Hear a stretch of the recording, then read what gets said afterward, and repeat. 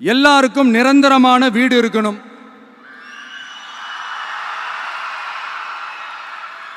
ஒவ்வொரு வீட்டுக்கும் ஒரு மோட்டார் சைக்கிள் வாகனம் உறுதியா இருக்கணும். காரும் தான் லட்சியம். அதுக்கான வசதி வாய்ப்பை உருவாக்குற அளவுக்கு பொருளாதார வளர்ச்சிக்கு வழியை உண்டாக்கணும். ஒவ்வொரு வீட்டில் இருக்கிற ஒவ்வொருத்தரும் மினிமம் டிகிரி படிச்சிருக்கணும்.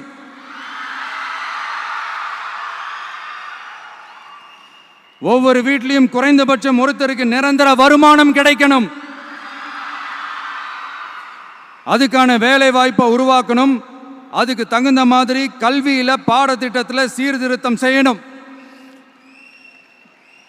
கவர்மெண்ட் ஹாஸ்பிட்டல்ஸுக்கு மக்கள் எல்லாரும் பயம் இல்லாம நம்பி போற மாதிரி மாத்தணும். பருவமழை காலத்தில் ஏற்படுற வெள்ளத்தால ஊரும் சரி மக்களும் சரி விவசாயமும் சரி பாதிக்கப்படாமல் இருக்கணும். அதுக்கு 4000 கோடி திட்டம்னு ஒரு உருட்டுனாங்களே, அந்த மாதிரிலாம் எதுவும் இல்லாம உண்மையான ஒரு பாதுகாப்பு திட்டத்தை உருவாக்கணும்.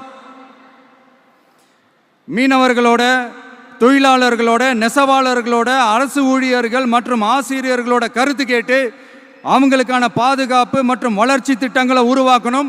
உருவாக்குறது மட்டும் இல்லை, அதை செயல்படுத்தணும். முக்கியமாக இண்டஸ்ட்ரியல் டெவலப்மெண்ட்ஸில் கான்சென்ட்ரேட் பண்ணணும். எல்லாத்தையும் விட ரொம்ப ரொம்ப முக்கியம், சட்டம் ஒழுங்க ரொம்ப ஸ்ட்ரிக்டாக வச்சிருக்கணும். நம்மளுடைய அம்மா, அக்கா, தங்கச்சிகள், அவங்களுடைய பிள்ளைகள், குழந்தைகள் எல்லாருக்கும் பாதுகாப்பை, அதுவும் உண்மையான ஸ்ட்ராங்கான பவர்ஃபுல்லான பாதுகாப்பை உண்டாக்கணும். அண்ணா யூனிவர்சிட்டியில் நடந்த அந்த பெண்ணுக்கு நடந்த அந்த பிரச்சனை மாதிரியோ, இல்ல கோவையில் நடந்த அந்த கல்லூரி பெண்ணுக்கு நடந்த பிரச்சனை மாதிரியோ அதெல்லாம் நடக்க விடவே கூடாது. நம்ம வீட்டு பெண்கள் ஸ்ட்ராங்கா, பயமே இல்லாம தைரியமா இருக்கணும்.